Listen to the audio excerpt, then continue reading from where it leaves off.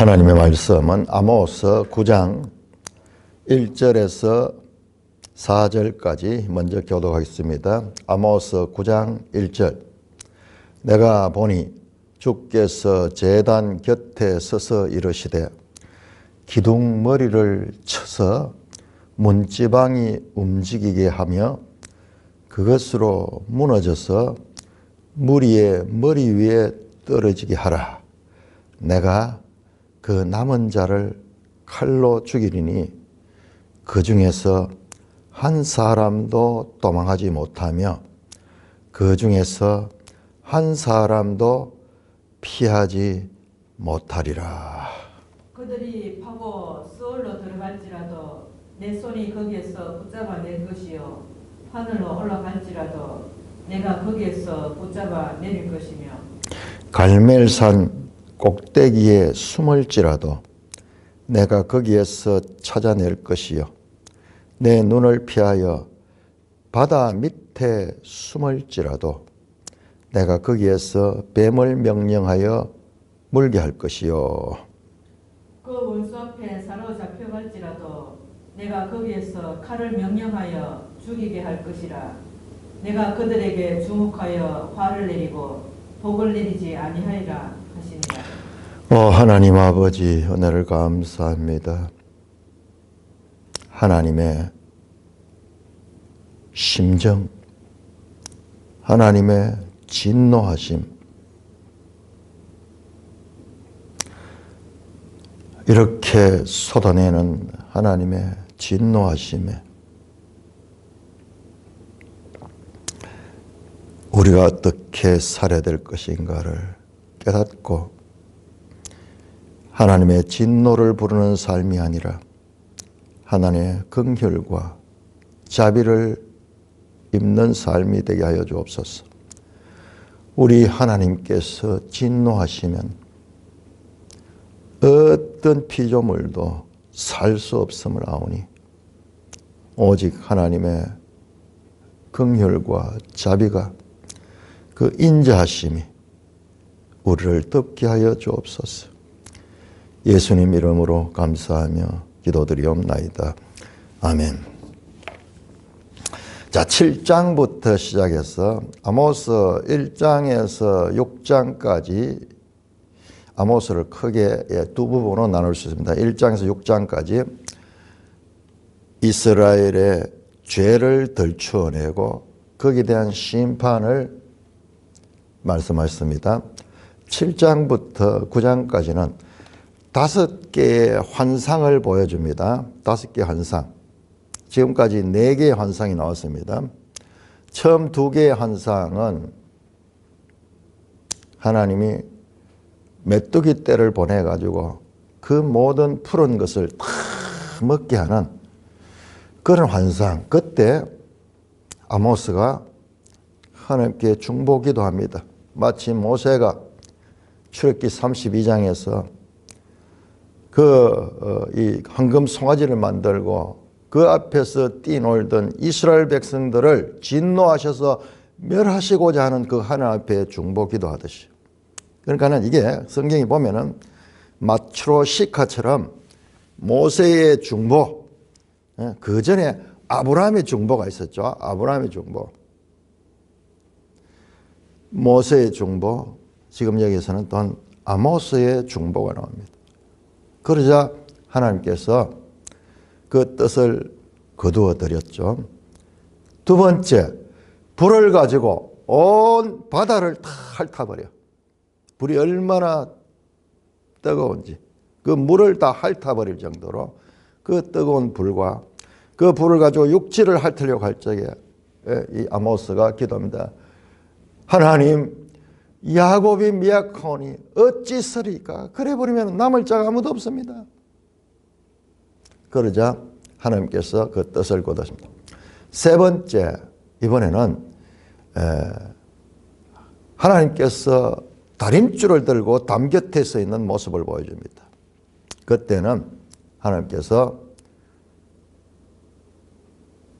일방적으로 선포합니다. 내가 이렇게 이스라엘을 다림줄을 놓듯이 그렇게 해서 이스라엘을 심판하시겠다.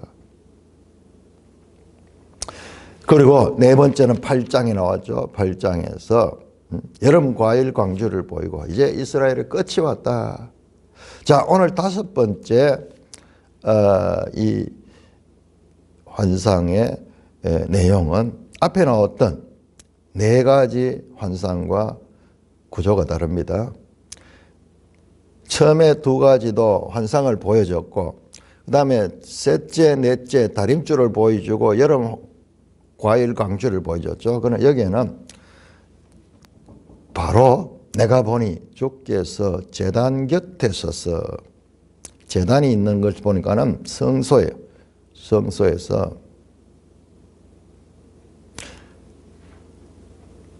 그대로 기둥머리를 쳐서 문지방이 움직이게 하며 그것으로 부서져서 무리의 머리들이야. 무슨 환상을 보여주고 뭐 네가 뭘 보느냐 이런 것도 없고 바로 이제 실행하는 거예요. 실행하는데. 자, 기둥머리를 쳐서 문지방에 움직이는. 문지방은 요즘 애들은 문지방이 뭔지 모를 거예요. 옛날에는 문지방 딸른다 하고 뭐 문지방을 건들 문지방에 걸려 넘어지기도 하고 어릴 적에 그 문턱을 있잖아요. 밑에 문의 그 아랫부분.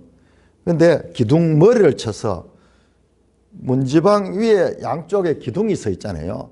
이 기둥머리 같으면은 중간에 이걸 임방이라고 하는데 여기를 이야기를 하는지 그 기둥 끝을 이야기하는지 모르지만 작은 이 건물에 이 문을 지탱하고 있는 그리고 이 문이 오히려 또한 문 역할만 하는 게 아니라 건물을 조금 지탱하는 그런 역할도 하잖아요. 보와 이 보의 역할도 하면서 위에 있는 것은 옆으로 또 연결되어 가지고 그렇게 하는데 기둥머리를 쳐서 그러니까는 문지방이 움직이냐. 그러니까 이게 연결되어 있으니까는 문지방이 움직이냐. 그게 부서져서 물이 물. 그러니까는 뭐냐 그러면은 이 건물이 내려앉는 거예요. 건물이 내려앉는 거예요. 요즘처럼 이런 철근 콘크리트 이런 건물이 아니니까는 문 있는 데가 가장 튼튼하거든요. 문 있는 데가 그 문의 임방 그다음에 좌우 설주라 하죠. 기둥을 문설주. 그다음에 아랫부분을 문지방이라고 하고 그 임방은 그걸 끝나는 게 아니라 옆으로 연결되어 가지고 저 또 이 건물을 지탱하는데 중요한 역할을 하는 거죠. 옛날에 흙집을 짓고 이랬기 때문에 요즘같이 이렇게 견고하지 못해요. 그러니까 거기를 때려버리면 이게 내려앉아 버리는 거예요. 내려앉아 버려.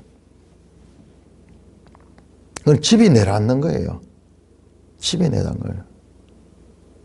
그래서 그 집이 무너지면서 무리의 머리에 떨어지게 하라. 내가 그 남은 자를 칼로 죽이라. 그래가지고 이 집이 무너져가지고 거기에 압살당할 사람들이에요. 옛날에 우리 삼풍백화점 무너져가지고 수백 명의 사람들이 그 깔려 죽었던 것처럼. 그런데 그 중에서 깔려 죽지 않은 사람들이 있어.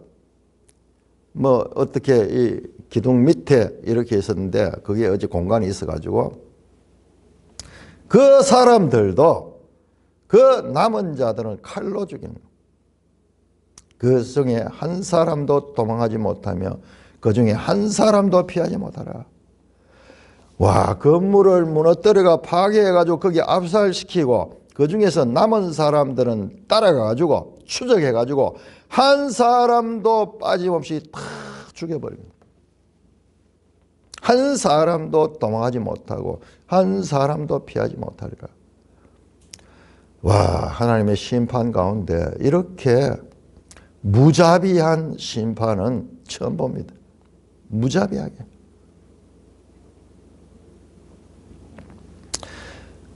이 절입니다. 그들이 파고 스올로 갈지라도. 자, 스올은 우리가 음부라고도 번역하고 지옥이라고도 번역하는 것이죠. 그러니 땅 밑으로 쫙 숨을지라도 땅을 파고 건물이 무너져도 그 땅 밑으로 들어가면 안전하니까 스올로 들어갈지라도 내 손이 거기서 붙잡아 낼 것이요. 그 손이, 하나님의 손이 그 구덩이 속으로 들어가서 그걸 끄잡아내는 거야. 끄잡아내는 거야. 하늘로 올라갈지라도 그 내려앉는 건물에 있지 않고 거기서 점프해가지고 하늘로 어떻게 올라갈지라도 거기서 붙잡아 내릴 것이고, 땅 속에 있는 것은 하나님의 손은 우리 손하고 달라가지고 어디든지 들어갈 수 있어. 끄잡아내고 솟아서 하늘로 도망갈지라도 끌어내린 거예요. 끌어내는 거. 내가 거기서 붙잡아 내릴 것이며, 갈멜산 꼭대기에 숨을지라도, 산 꼭대기에 숨을지라도, 내가 거기서 그 갈멜산에 숲이 많거든요. 그 숲 속에 숨어서도 하나님이 그걸 찾아내는 거예요. 내 눈을 펴여 바다 밑에 숨을지라도, 바다 밑에 어떻게 숨겠습니까만은 그 바다 밑으로 들어가가지고 뭐 어떻게 숨는다 할지라도, 비유적인 표현이죠. 내가 거기서 뱀을 명령하여 물게 할 것이요. 그 원수 앞에 사로잡혀 갈지라도, 원수들이 와서, 아수르 군대가 와서 그들을 포로로 사로잡아 갈지라도 내가 거기에서 칼을 명령하여 죽이게 할 것이라. 내가 그들에게 주목하여 화를 내리고 복을 내리라. 빈틈없이 하나님께서 완전히 멸하시겠다는 하나님의 진노가 극치에 달하고 있는 모습을 볼 수가 있는, 자비가 없어. 루하마, 긍휼함이 없는 하나님의 심판이 선포되고 있습니다. 자, 오늘 이 본문 가운데서 우리가 이 성경에서 관용적 표현, 지금 이 소울에 갈지라도 하늘로 갈지라도, 자, 이런 표현은 뭐냐 그러면은 어디든지, 우주 공간 어디든지 내가 찾아낸다, 그런 뜻이죠. 자, 바다에 숨을지라도, 산 꼭대기에 숨을지라도, 어디든지를 나타내는 관용적 표현입니다. 이걸 문자적으로 그대로 보면 돼요.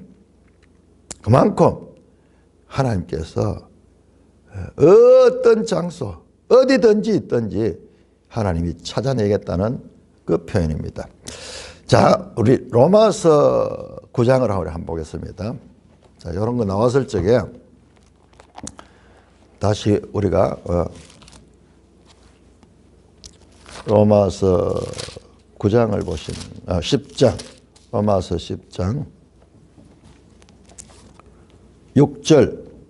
6절에 믿음으로 말미암는 의인은 이같이 말하니 내 마음에 누가 하늘에 올라가겠느냐 하지 말라. 하늘에 올라간다. 그 다음에 7절에 보면 누가 무저갱에 내려가겠느냐 하지 말라. 무저갱 나오죠.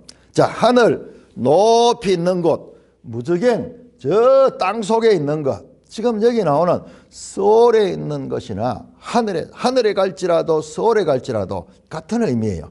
같은 의미는 소울은 땅속 깊이거든요. 무저갱도 이게 소울과 같은 의미가 있어요. 그러니까는 그 문자적으로는 무저갱, 그 바닥이 없다는 거예요. 바닥이 없이 그 굴이 바닥 없이 떨어지는 거예요. 바닥 없이. 그러니까는 무섭죠. 바닥 없는. 이게 소울을 나타내거나 지옥을 나타낼 때 이런 관용적인 표현을 쓰죠. 그러니까 하늘과 소울, 저 높은 곳, 저 낮은 곳, 우주 공간 어디든지를 표현할 때 사용되는 관용어라고 하는 것을 우리가 알아야 됩니다. 자, 이 말씀이 지금 신명기 30장 12절, 11절에서 14절 말씀을 인용한 거거든요. 자, 신명기 30장 우리 한번 가볼까요? 신명기 30장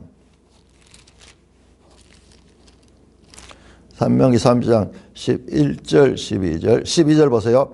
하늘에 있는 것이 아니니, 그 다음에 보세요. 13절에 바다 밖에 있는 것도 아니니.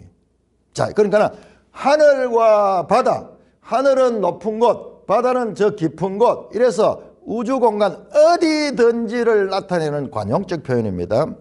그런데 이 말씀을 인용을 했는데 이게 바로 로마서 9장이에요. 문자적으로 그대로 인용하지 않고 이 말씀에다가 설명을 덧붙이면 사도 바울이 이거를 믿음으로 말미암아 의롭다 되는 그것을 설명하면서 말씀하는데, 여러분 신명기 31장 14절 보세요. 14절. 오직 그 말씀이 내게 매우 가까워서 내 입에 있으며 마음에 네가 이를 행할 수 있나. 말씀이 내 입에 있고 내 마음 속에 있어. 이게 지금 여기에서는 신명기에서 보면 무슨 말씀인지 알 수 없어. 그런데 사도 바울이 이거를 믿음으로 말미암아 의롭다 함을 얻는 자들을 가리키는 그런 표현으로 해석을 해내는 거예요. 이 말씀이 저 하늘에 올라가는 행위를 통해서 우리가 구원을 받는 것이 아니고, 저 바다 속에 들어가는 그 힘든 과정을 거쳐가지고 이와 같이 우리가 믿음으로 구원을 얻는 것이 아니고, 말씀으로 내가 입으로 고백하여서 믿고 그 말씀을 고백하여서 구원을 받는다. 이를 행할 수 있느니라 하는 것이 이 구원에 관한 메시지입니다. 그 말씀으로 해석해내는 거예요. 해석했는데 로마서 10장에서는 자, 신명기 본문에서는 하늘과 바다라고 이야기했는데 우리 여기 이 로마서 10장에서는 하늘과 무저갱이라고 그렇게 번역이 되는 거예요. 무저갱. 실제로 무저갱이 나오죠. 그러니까 이런 표현들, 이제 70인역은 히브리 성경을 헬라어로 번역한 게 70인역이죠. 70인역을 번역하니까 70인역에는 이 무저갱이라고 그렇게 번역이 되는. 그래서 그걸 인용해서 하다 보니까는 이런 차이가 있는 거예요. 차이가. 자, 그래서 자, 이런 것들은 하나의 관용적 표현이다. 어디든지 하나님이 어디든지 누구나 믿음으로 말미암아 구원을 받을 수 있다는 그것을 나타내는 관용적인 표현이다. 그래서 여기에 하늘에 올라갈지라도 또는 서울에 갈지라도 그 다음에 뒤에 나오죠. 산 꼭대기 있을지라도 바다 밑에 숨을지라도, 그러니까 높은 곳, 낮은 곳 어디든지를 표현하는 구약 성경부터 반복되어 나오는 관용적 표현이다. 이거를 우리가 알아야 됩니다. 그러면은 이 문제가, 이런 내용이 그렇게 어렵지 않은데, 대표적으로 우리가 이런 관용적 표현이, 자, 하나님께서 심판하시면은 그 땅이 황폐해져 가지고 짐승도 없고 사람도 없고 거기에 생명체가 없어지는, 황폐되고, 거기 어떻게 됩니까? 황폐한 그곳에는 저 들짐승들이 와서 늑대나 뭐 사반이나 일이나 그 다음에 저 들짐승, 저 맹금류, 새들이 와가지고 그를 자리 잡게 되는 그 표현. 여러분, 그런 표현이 성경에 많이 나옵니다. 그런데 이걸 관용적인 표현으로 알면은 쉽게 해석이 되는데, 그것을 예를 들어 신천지 같은 곳에는 어떻게 하냐, 그 짐승이나 사람이 없어진다. 짐승이나 사람, 그게 이제 사람이 살 수 없는 황폐한 것이 된다는 이런 관용적인 표현이 에스겔, 에레미야에 반복적으로 나온데도 불구하고 그 관용적인 표현을 해석을 못해가지고 어떻게 이야기하느냐, 사람의 시, 뭐 짐승의 시, 뭐 이런 해석을 하면서 그걸 갖다가 마태복음 13장에 씨 뿌린 뷰에다가 연결시켜가지고 말도 안 되게 연결해가지고 사람의 씨가 있고 짐승의 씨가 있고, 사람의 씨는 하나님의 말씀이고 짐승의 씨는 무슨 이 사탄의 말씀이고 거짓 복음이고, 이런 식으로 말도 안 되는 그야말로 아무 말 대잔치를 하면서 성경을 막 풀어나가는 거예요. 그러니까 구약 성경에 이런 관용적 표현에 익숙하지 못하니까는 그러니까는 그렇게 넘어가는 거예요. 그렇게. 여러분, 짐승의 시나 사람의 시가 없어진다. 생명체가 거기 살지 못하는 것이 된다. 하나님의 심판이 임하면은 그 이야기는요, 에레미야, 에스겔에 얼마나 반복돼서 나오냐면 최소한 10번 이상 반복되어 나오네요. 이 구약 성경에서 이 성경을 해석하는 이런 관용적인 표현에 대한 훈련이 안 돼 있으니까는 사람의 시, 짐승의 시, 이거는 시는 말씀이니까 뭐 이런 식으로 그렇게 인용을 해가지고 말도 안 되는 해석을 하는데 그 많은 사람들이 그게 진리라고 기본에도 기본의 기본도 안 되는 그런 해석을 그건 아무 말 되지 않지고요. 완전히 이 자기 주관적으로 그렇게 만들어가는 거죠.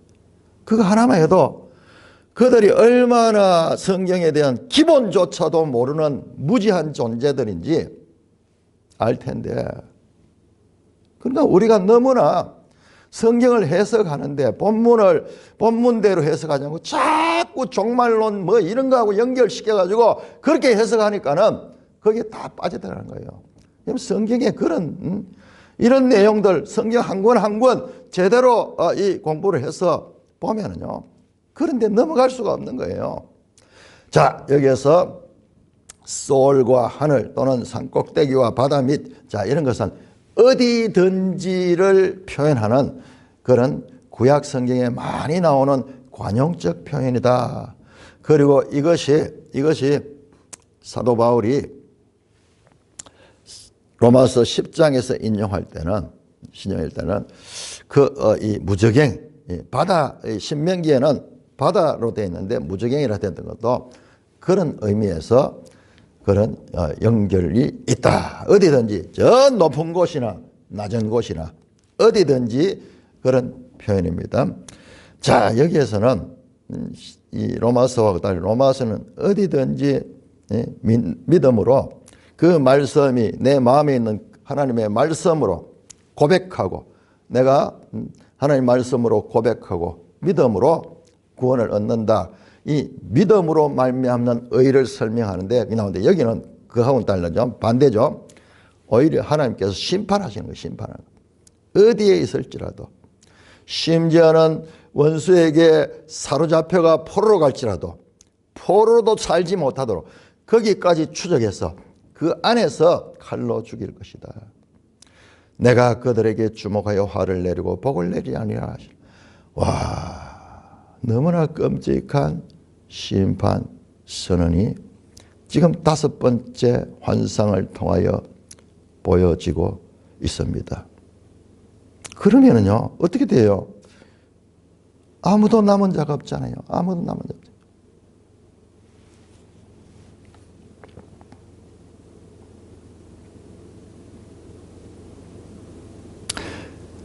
너무나 끔찍한 하나님의 무자비한 심판. 그런데 하나님은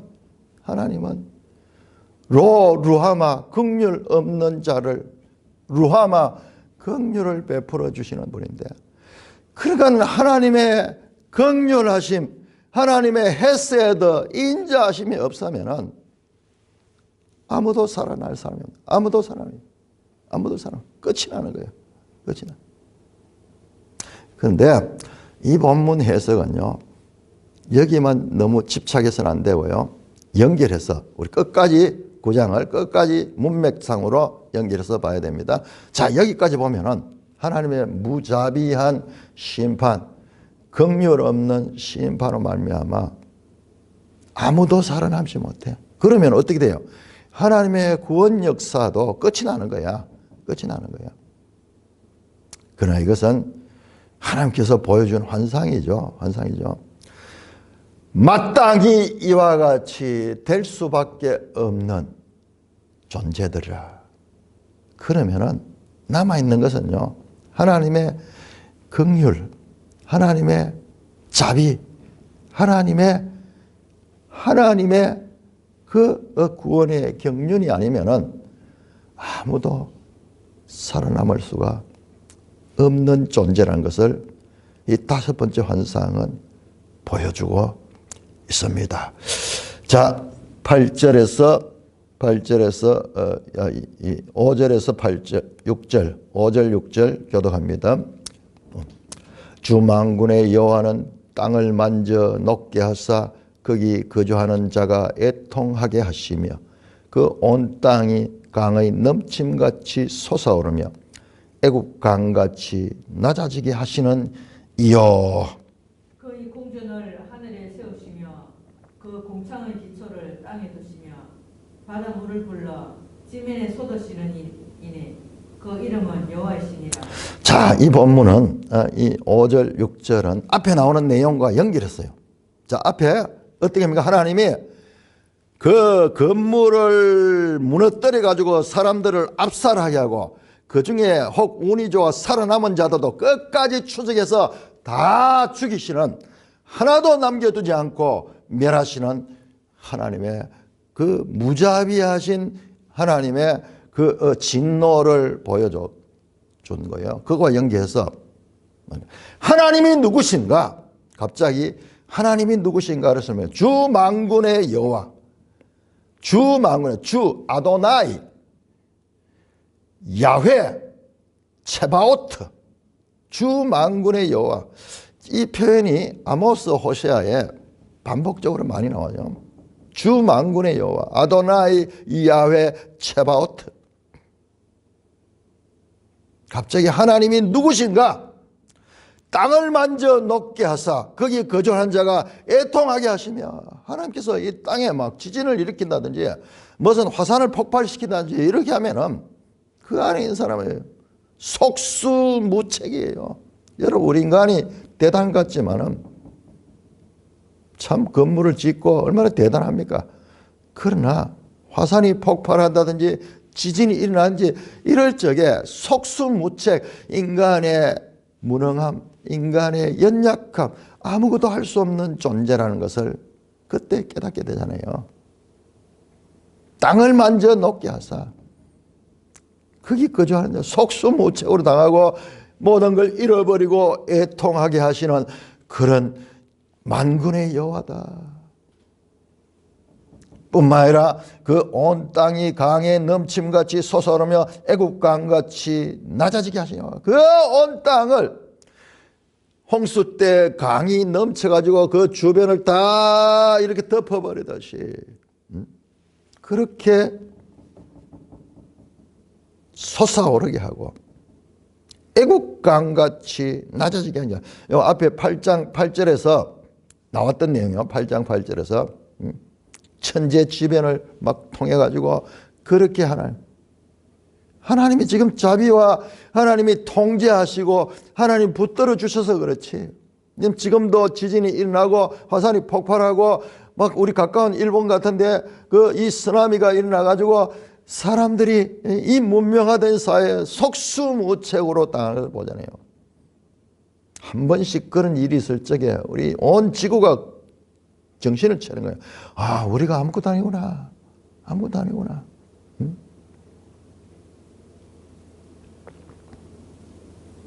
하나님은 온 땅을 주관하시고 그 땅에 지진도 일으키고 화산 폭발도 일으키고 땅을 높게도 하시고 낮게도 하시는 전능하신 하나님, 만군의 여호와다. 갑자기 하나님의 속성을 이야기를 합니다. 뿐만 아니라 6절에 그의 궁전을 하늘에 세우고, 하늘의 궁전. 우리 성경의 하늘은 우리가 이 세상에서 아는 하늘하고 다르죠. 하늘들이에요. 하늘들. 하늘들의 하늘. 하늘들의 하늘에 있는 궁전. 하나님의 궁전. 하나님의 궁전. 거룩한 신적 성소예요. 성경은 우리에게 말씀합니다. 이 땅에 성전을 지었는데 이 성전은 하늘 성전의 모형과 그림자다 그렇게 했어요. 그런데 우리가 볼 수 없는 하늘들의 하늘 위에, 소위 사도 바울은 삼청천에 간데 그 삼청천에 있는 하나님의 성소, 하나님의 거하시는, 하나님이 다스리는 그 하늘 궁전, 그 하늘 궁전을 세우고 그 궁창의 기초를 땅에 두시며, 자, 궁창 위에 물이 있고, 뭐, 우리 성경에 이 창세기 보면은 우리가 상상할 수 없는 그런 하늘에 대한 표현이 나오죠. 그 궁창의 기초를 땅에 두셨다. 바닷물을 불러 지면에 쏟으시니 그 이름은 여호다. 하나님은 누구시냐? 저 하늘들 위에 하늘에 궁전이 계시고 그 궁창의 기초를 땅에 두시며, 이 땅에 있는 것들은 하늘 것의 기초에 지나잖아요. 바닷물을 불러 지면에 쏟으니, 이것도 바닷물이 수증기로 올라가지고 그것이 비로 해가지고 그렇게 쏟아지는 일이야. 사실상 우리가 비가 오는 게 이게 바다에서 이 수증기가 올라가지고 그 구름을 만드는 거지. 우리 지구를 보면은 뭐 이 당시에는 지구가 어떤지도 몰랐을 텐데 사실 지구에 보면은 바다가 더 많잖아요. 그래서 그런 조건 때문에 때때로 비도 오고 뭐 이 눈도 오고 이 전체 이 기후가 유지가 되는 거지. 하나님의 지혜로, 하나님의 지혜로.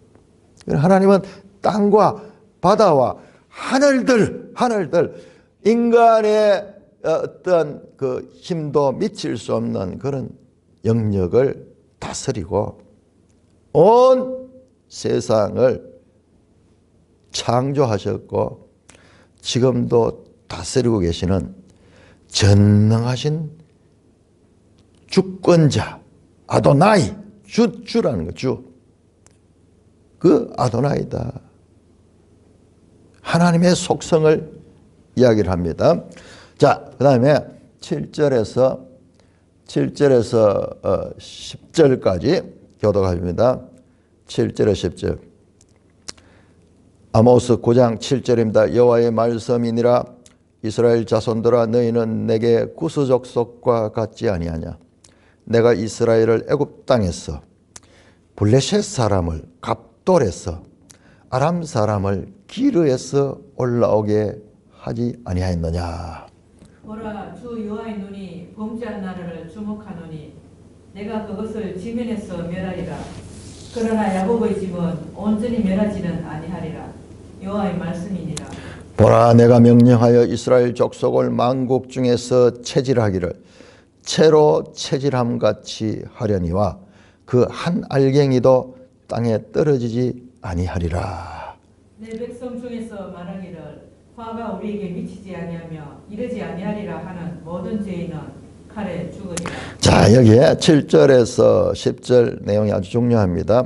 자, 그러면서 자, 이 연결을 봐야 됩니다. 1절에서 이 4절에 이 하나님의 긍휼 없는 심판, 살아남을 자가 아무도 없어요. 그러면서 5절, 6절에서 하나님은 전능하신 하나님이다. 할 수 없는 것이 없고 하나님은 전능하신 하나님이다. 저 하늘들의 하늘에 궁전을 지으시고 그 다음에 이 바다를 다 다스리시고 저 땅을 솟아오르게도 하시고 저 낮게도 하시는 전능하신 하나님입니다. 인간의 어떤 그 이 능력과 전혀 다른 창조주 하나님의 그 능력을 전능하심을 선포하시고 나는 이것을 할 수 있다. 하나님은 생각하시고 하나님 뜻은 무엇이든지 할 수 있는 분이라는 하나님을 소개를 한 다음에 7절에서 말씀합니다. 자, 여기 중요한 말씀이에요. 여호와의 말씀. 이스라엘 자손들아, 너희는 내게 구스 족속과 같지 아니하냐. 구스, 아프리카, 오늘날 이디오피아 뭐 이런 사람들이죠. 이스라엘과 구스가 같다는 거예요. 수사 의문문. 같지 아니하냐. 같다는 말이에요. 결과적으로는. 이스라엘을 애굽 땅에서 불러냈죠. 출애굽시켰죠. 그런데 보세요. 블레셋 사람을 갑돌에서 내가 불러냈다. 아람 사람을 기르에서 올라오게 하지 아니하였느냐. 수사 의문문이죠. 이스라엘만 하나님께서 애굽에서 불러낸 것이 아니라 이스라엘의 바로 옆에 있는 악의 대명사 같은 블레셋 사람들도 하나님께서 갑돌에서, 갑돌은 어디냐 그러면은 우리 지도 한번 볼까요? 저 지중해 이 갑돌이 크레타 섬을 가리킵니다. 갑돌.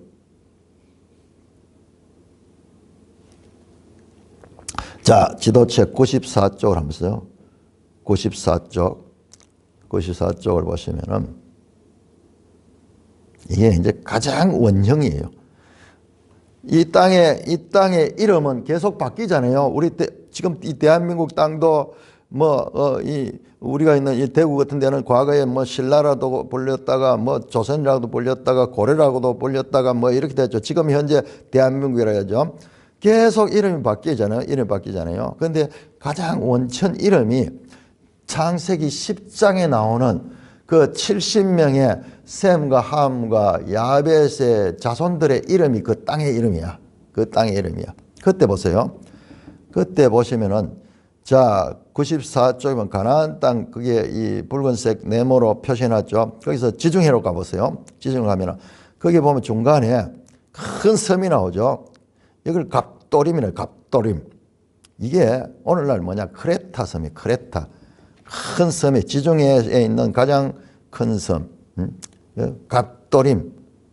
자, 그러니까 블레셋 사람들은 어디서 왔냐 하면은 이 지중해의 해양민족이라. 근데 여기에서 섬나라에 있다가 여기에서 와가지고 이 서쪽으로 아니죠. 동쪽으로 와가지고 육지가 있는 여기 와서 정착했는. 그러니까 바닷가에 정착한 거죠. 하나님이 애굽 땅에서 이스라엘, 우리 성경에서 이스라엘 중심으로 기록되어 있으니까는 하나님이 이스라엘만 출애굽시킨 거 생각하는데 그게 아니야. 블레셋 사람들도 갑돌에서 불러냈고 이스라엘 바로 위에 있는 아람, 이스라엘과 늘 적대적 관계 있는 아람 사람도 기르에서 올라오겠다. 자, 기르도 저 동쪽 메소포타미아 그 지역 거기에서 그들이 올라와 가지고 아람이라는 나라를 세우고 거기에 정착했다. 그 땅에 정착했다. 구수 족속이나 이스라엘 족속이나 하나님 앞에 똑같다는 거예요.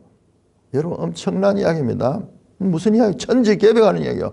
이스라엘은 자신들은 하나님이 선택한 하나님의 백성, 하나님의 선민이라는 이런 사상을 굳게 쥐고 있는데 지금 그런 자신들의 신념을 무너뜨리는 이와 같은 말씀을 하시는 거예요. 이스라엘의 선민의식은 스스로 가진 것이다. 하나님은 구스를 통해서 블레셋을 통해서 아람을 통해서도 하나님의 구원 역사를 가능케 하실 분이시다는 말입니다.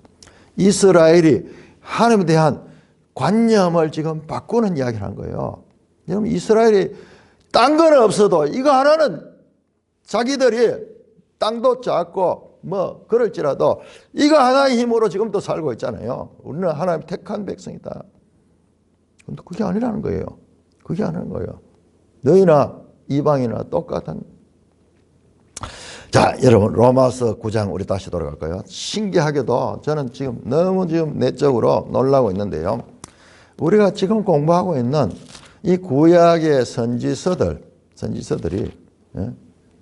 아까 나왔죠. 신명기 모든 게 제가 이야기했죠. 신명기가 전체 성경의 구원의 그림이고 하나님의 구원의 경륜이 신명기에 담겨 있고 그 다음에 그 큰 그림 속에 그 역사서 선지서들이 그 구원의 그 하나님의 경륜의 그 원리 속에 계속 성취되는 내용을 보여준다고 말씀을 들었죠. 자, 로마서 9장에 보세요. 로마서 9장에 가면은 우리가 로마서 9장을 지금 이걸 아는 것 같지만은 잘 몰라요. 아는 것 같지만 잘 몰라요. 자, 로마서 9장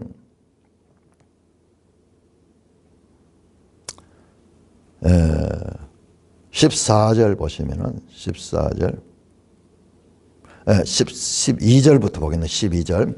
자, 12절을 보시면은 리브가에게 이르시되 큰 자가 어린 자를 승리하시니 기록된 바 내가 야곱은 사랑하고 에서는. 자, 우리가 이제 아모스 끝나면은 이제 말라기를 한데, 요 말라기에 나오는 내용이요. 말라기에 나오는 이 내용을 지금 인용을 하는 거예요. 인용을 하는 거예요. 기록된 바 내가 야곱은 사랑하고 에서는 미워했다. 그러니까 하나님께서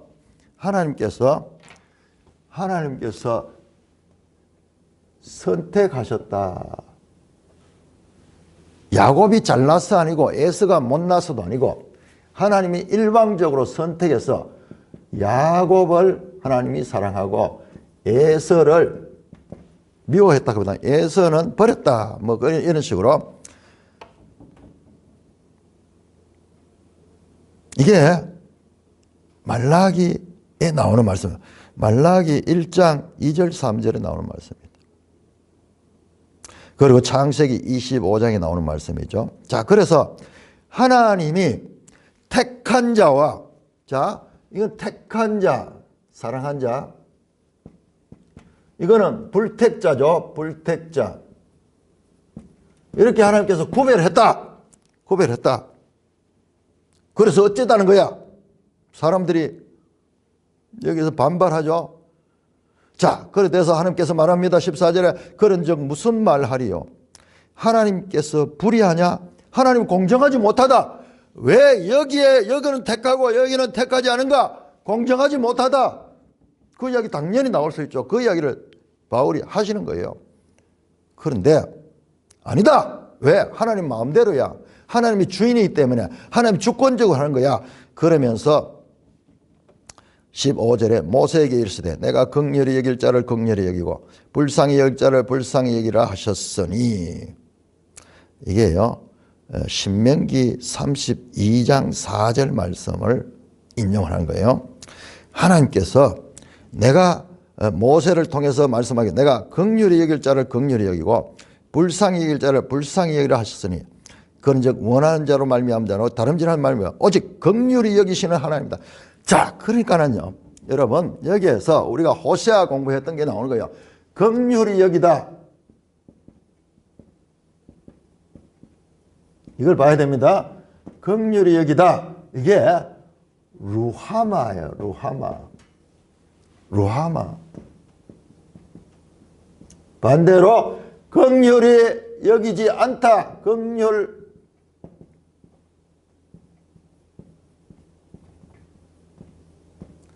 여기 루하마의 앞에다 로가 붙어가지고 루하마. 루하마.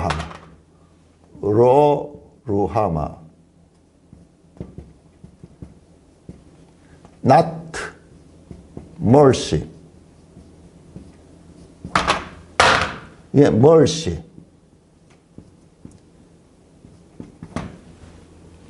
자, 이게 우리 호세아서에서 아주 중요한데 지금 그 단어를 쓰고 있는 거예요. 긍휼히 여길 자를 긍휼히 여기고 불쌍히 여길 자를 불쌍히. 긍휼히 여기다 불쌍히 여기다 같은 말입니다.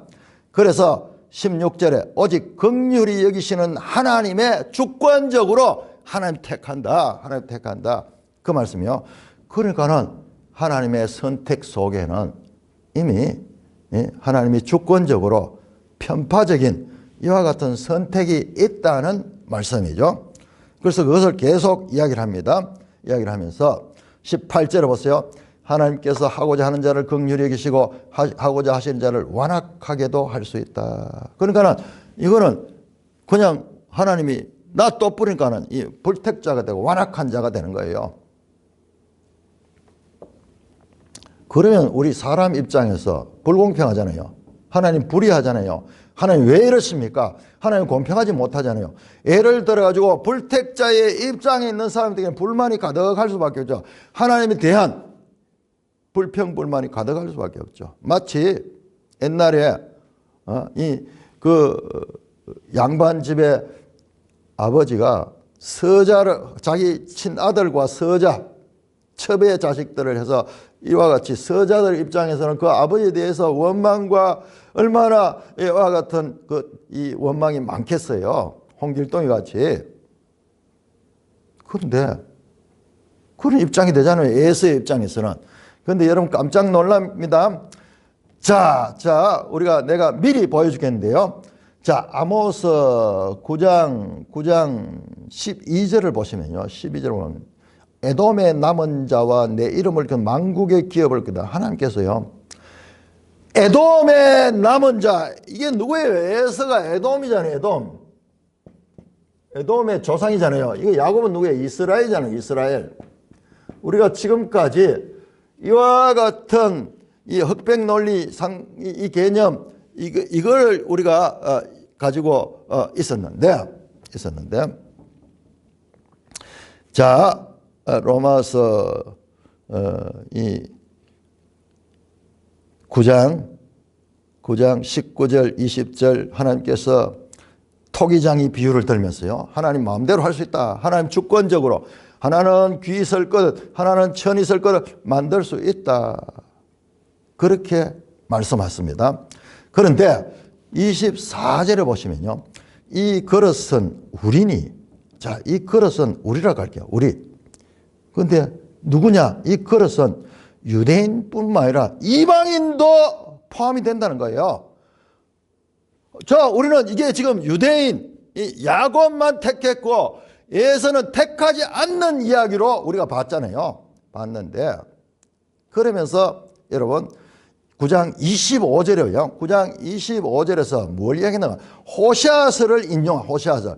내가 내 백성이 아는 자를 내 백성이라 사랑하지 않은 자를 사랑하자. 요 사랑하지 않은 자가요. 이거예요. 긍휼하지 않는 자요. 긍휼히 여기지 않는 자를 내가 긍휼한 자로 여기고 내 백성이 아니라 한 그곳에서 그들이 살아계신 하나님 아들이라. 자, 내 백성이 아닌 자. 내 백성이 아닌 자. 로암미. 내 백성이 아닌 자. 암미. 내 백성.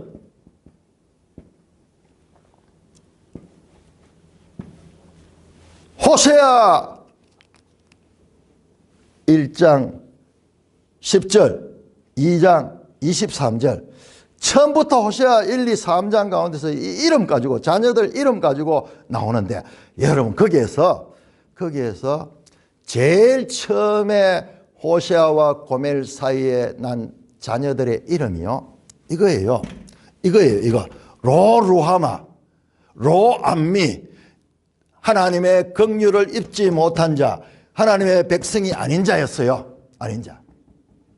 그런데 하나님께서 그들에게 긍휼을 베풀어 주시고 내 백성이 한 자를 내 백성이라고 불러주세요. 이스라엘도 원래 하나님의 백성이 아니에요. 하나님의 백성이 이방인과 동일이에요.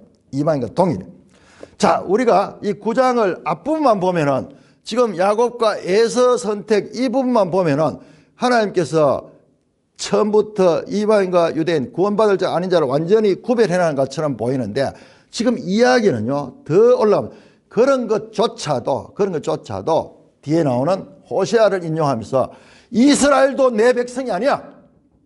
그런데 하나님께서 내 백성으로 삼아주셔서 이스라엘도 긍휼히 여기짐을 못한 자다. 그런데 하나님의 긍휼히 여겨서 그들을 하나님의 백성으로 삼아주셔. 그러면은요 결론이 뭐냐? 유대인이나 이방인이나 동일한 거예요. 그래서 24절에 9장 24절에 이 그릇은 우리니 곧 유대인 중에서 뿐만 아니라 이방인 중에서도 부르신 자다. 그러면서 호세아 그를 인용해가지고 내가 내 백성 아는 자를 내 백성이라 사랑하지 않은 자를 사랑하는 자라 부리라. 너희는 내 백성이 아는 그곳에서 그들이 살아계신 하나님의 아들이라 일컬음 받으라. 여러분 호세아서에는 이스라엘이 내 백성이 아니고 긍휼을 받지 못한 자로 시작을 합니다. 그런데 하나님께서 내 백성이 아닌 자를 내 백성이라고 암미라고 이름을 바꿔가지고 내 긍휼을 받지 못한 루하마를 루하마로 이름을 바꿔준 그 사건이 지금 여기에서 사도 바울이 인용하면서 유대인이나 이방인이나 하나님의 구원 경륜에 있어서 다른 것 같지만은 원래 같은 거야. 같은 거야. 유대인들이 가지고 있는 선민의식이 완전히 무너지는 그와 같은 순간입니다. 자, 우리가 이 성경을 문맥을 따라가 전체적으로 보지 아니하면은 여러분 호세아를 인용할 때는요. 호세아는 처음부터 이 음녀와 같은 고멜과 호세아 사이에서 난 그 자녀 그 이름이요. 내 백성이 아니고 이 하나님의 긍휼을 받지만 루함하고 로암미였어요. 로암미. 이스라엘이야 이게 이스라엘도 원래 그런 존재야. 그러니까 지금 이 구장을 잘 전체적으로 보지 않고 중간에 딱 끊어 읽으면 이와 같이 택자와 불택자를 하나님께서 확실하게 구별해라는 같이 이렇게 이야기를 하는데 연기를 해서 보면요. 유대인이나 이방이나 동일하다는 말씀으로 결론이 납니다. 그래서 30절, 9장 30절에 우리가 무슨 말 의로 따라간 이방인들이 의를 얻었으니 의를 따르지 않는 이방인들이 의를 얻었으니 곧 믿음에서 난 의요. 의의 법을 따라간 이스라엘의 율법에 이르니 어찌간에 그들은 믿음을 의지하지 않고 행위를 의지한다. 부딪힐 돌에 부딪혔느라. 여러분 하나님의 구원의 이 경륜에서 이렇게 이 하나님의 구원의 경륜에 이와 같은 내면적인 원리를 우리가 제대로 봐야 됩니다. 자, 그 이야기예요. 지금 이 말씀들은 이방인 구원과 연결되는 말씀으로 이어지게 될 것입니다. 자, 우리가 이 9장 이제 마지막 부분 11절에서 15절이 호세아서의 하이라이트입니다. 자, 그러한 것들을 보게 될 것입니다. 자, 9절입니다. 8절입니다. 보라. 바로 그 앞에 7절 정말 중요합니다. 이스라엘 자손들이나 구스나 블레셋 사람이나 아람이나 전부 다 하나님 앞에 똑같다는 말입니다. 보라 여호와의 눈이 범죄한 나라를 주목하노니 내가 그것을 지면에서 멸하리라. 여호와는 범죄한 나라를 주목하다 4절에 나왔죠. 내가 그들에게 주목하여 화를 내리고 복을 내리지 아니하리라. 끔찍한 심판 선언이 회복할 수 없는 무자비한 심판이 나왔는데 자 여기 보세요. 단어를 잘 봐야 됩니다. 주목하노니 4절에 사용됐던 그 주목하여가 9절에 하나님께서 범죄한 나를 주목하니 내가 그것을 지면에서 멸하리라. 4절의 내용을 지금 반복하고 있잖아요. 그런데 여기에서 그러나 야곱의 집은 온전히 멸하지는 아니하리라. 여호와의 말씀이니라. 온전히 멸하지는 아니하리라. 이와 같은 여지가 지금 틈이 조금 생겨. 지금 이 4절로 보면은 완전히 주목하여 전멸시키는데 그런데 오늘 이 8절에 와서 야곱의 집을 온전히 멸하지 않아요. 이건 또 무슨 말이야? 그러면 이 말씀도 신명기에 이미 나와 있다는 말씀인가? 그렇습니다. 자, 이 부분 내일 이 부분 아주 중요하기 때문에 이 부분 해서 내일 이 아모스를 마치도록 그렇게 하겠습니다. 자, 끝까지 아모스의 핵심은 지금 여기에 나옵니다. 지금 아모스는 이 9장에서 하나님의 구원의 경륜이 밝히 드러납니다. 8장까지 아무리 내용을 잘 알아도 안 됩니다. 9장까지 보시면 하나님의 그 구원의 경륜이 밝히 드러나게 됩니다. 찬송가 210장입니다.